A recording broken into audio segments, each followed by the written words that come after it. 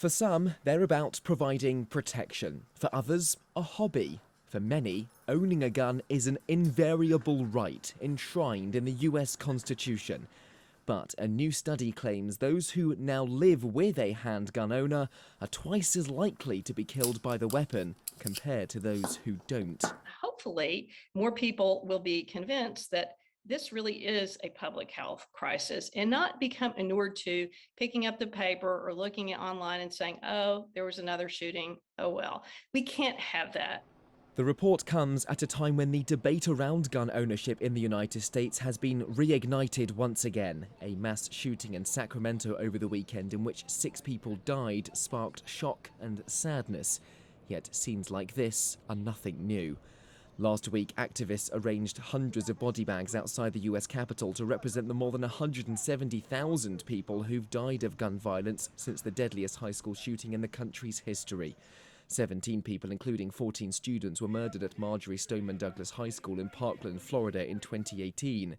Jury selection is currently underway for the trial of the convicted gunman Nicholas Cruz to decide whether he receives life in prison or the death penalty.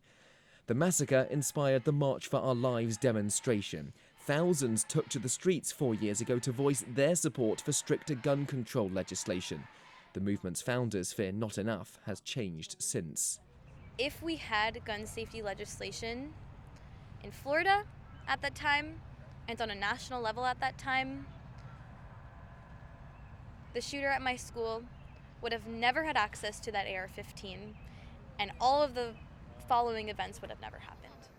Parents of those killed in Parkland are now demanding a dedicated office in the White House to tackle the country's gun epidemic.